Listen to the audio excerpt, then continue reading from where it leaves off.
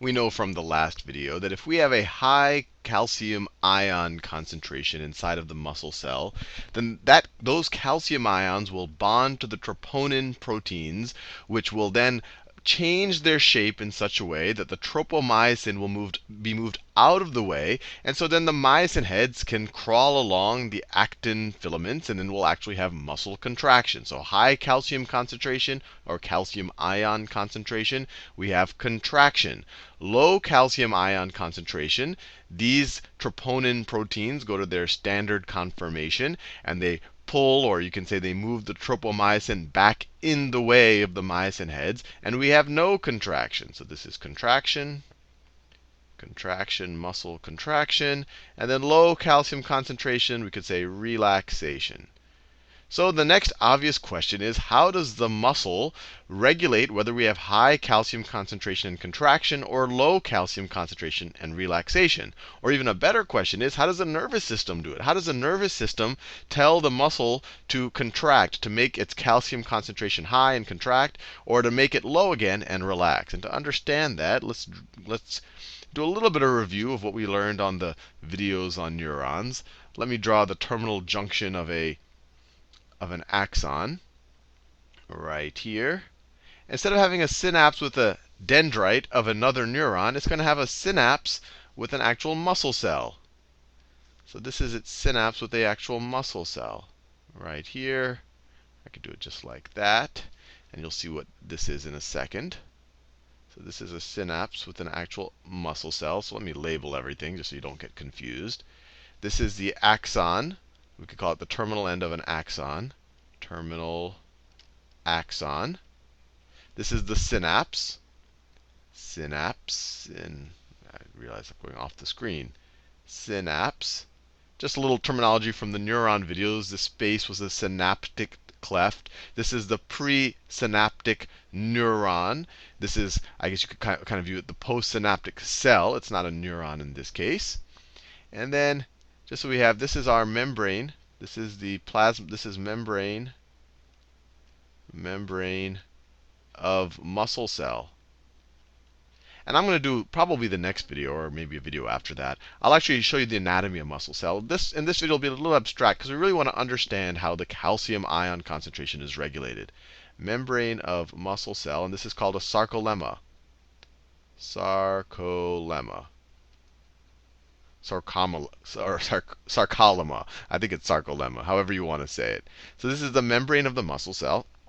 And this right here, you could imagine it's just a fold into the membrane of the muscle cell. If I were to look at the surface of the muscle cell, then it would look like a little bit of a hole or an indentation that goes into the cell. But here we did a cross section, so you can imagine it folding in.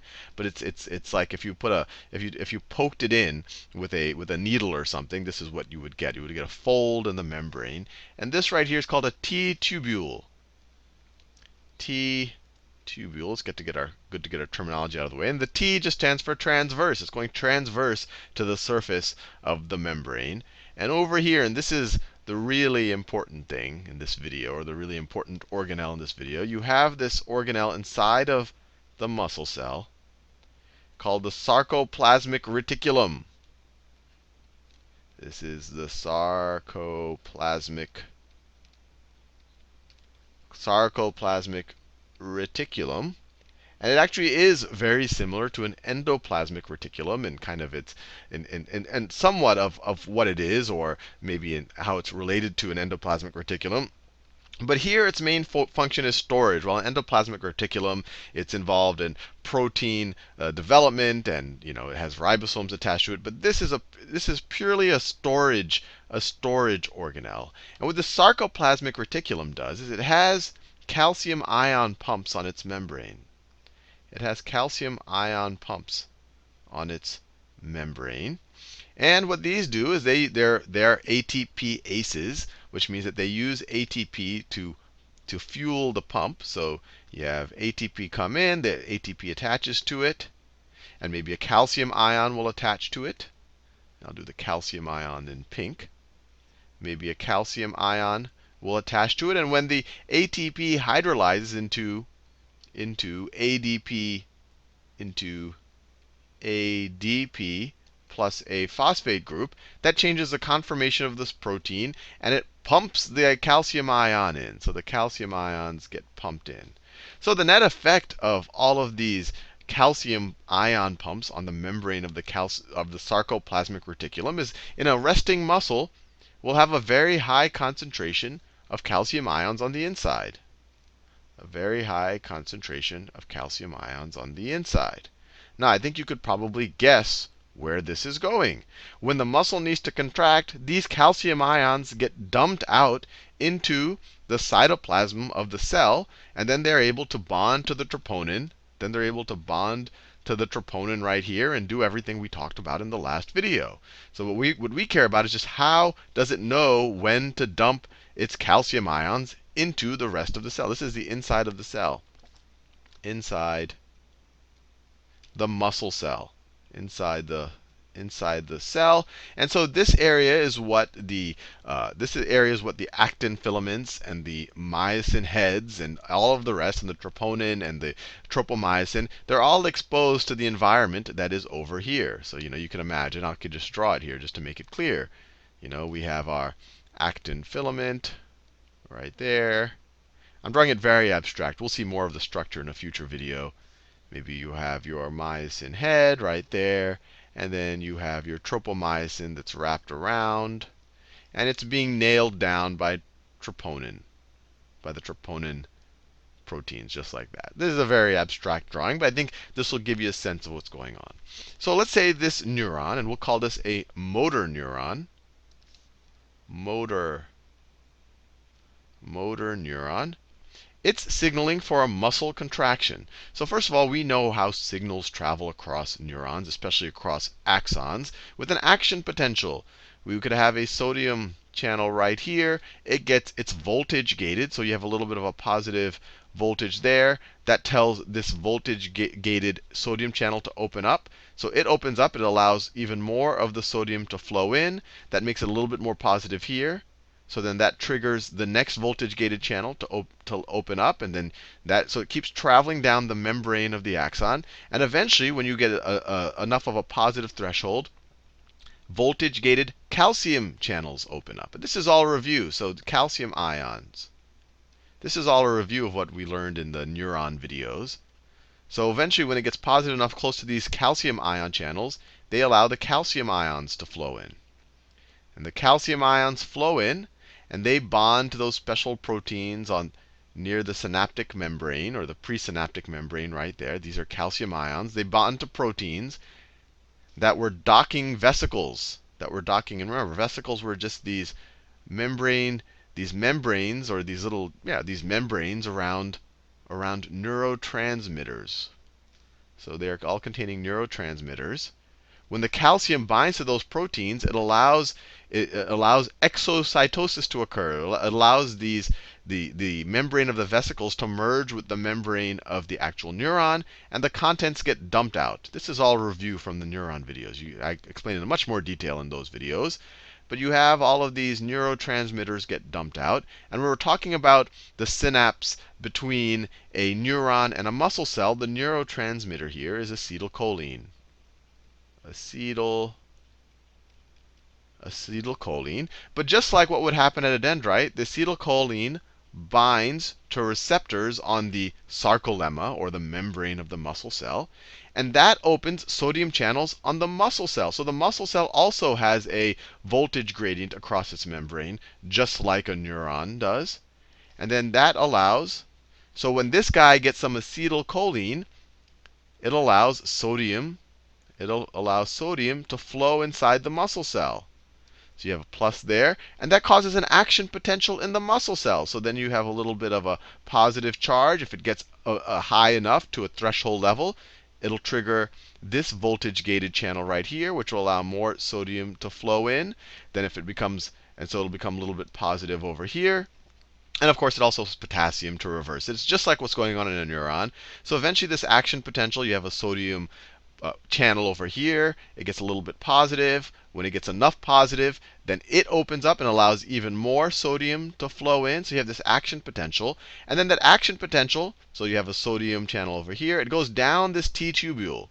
It goes down this T tubule. So the information from the neuron, you could imagine the action potential then turns into a kind of a chemical signal, which triggers another action potential that goes down the T tubule. And this is the interesting part. And actually, this is an area of open research right now. And I'll give you some leads if you want to read more about this research. Is that you have a protein complex that essentially bridges the sarcoplasmic reticulum to the T tubule. And I'll just draw it as a big box right here. So you have this protein complex right there. And I'll actually show it to, people believe, I'll throw some words out here. It involves the proteins triadin, junctin, calsequestrin,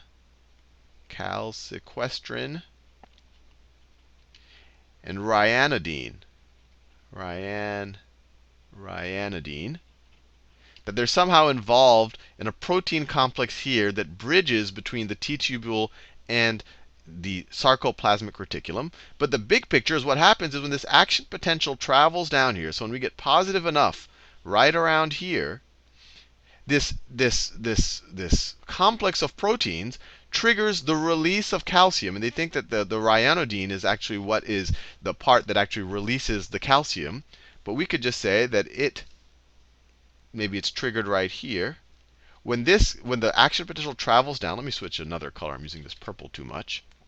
When the action potential gets far enough, I use red right here. When the action potential gets far enough, so this environment gets a little positive with all those sodium ions flowing in, this mystery box, and you can do a web searches for these proteins. People are still trying to understand exactly how this mystery box works. It triggers an opening for all of these calcium ions to escape the sarcoplasmic reticulum. So then all of these calcium ions get dumped into the outside of the sarcoplasmic reticulum, into just the inside of the cell, into the cytoplasm of the cell. Now, when that happens, what are you going to happen? Well, high calcium concentration, the calcium ions bond to the troponin, just like what we said at the beginning of the video.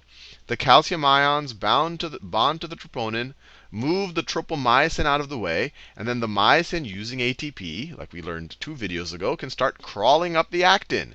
And at the same time, once a signal disappears, this thing shuts down, and then these calcium ion pumps will reduce the calcium ion concentration again, and then our contraction will stop and the muscle will get relaxed again. So the whole big thing here is that we have this container of calcium ions that when the muscle is relaxed is essentially taking the calcium ions out of the inside of the cell, so the muscle is relaxed so that you can't have your myosin climb up the actin.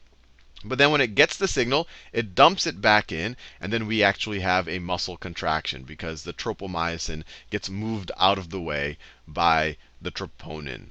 So I don't know, that's pretty fascinating. It's actually even fascinating that this is still not completely well understood. This is an active, if you want to become a biological research, this could be an interesting thing to try to understand. And one, it's interesting just from a scientific point of view of how this actually functions. But there's actually there's maybe potential diseases that are byproducts of malfunctioning proteins right here. Or maybe you can somehow make these things perform better or worse, or who knows. So there actually are positive impacts that you could have if you actually figured out what exactly is going on here when the action potential shows up to open up this calcium channel. So now we have the big picture. We know how a motor neuron can stimulate a contraction of a cell by allowing the sarcoplasmic reticulum to dump or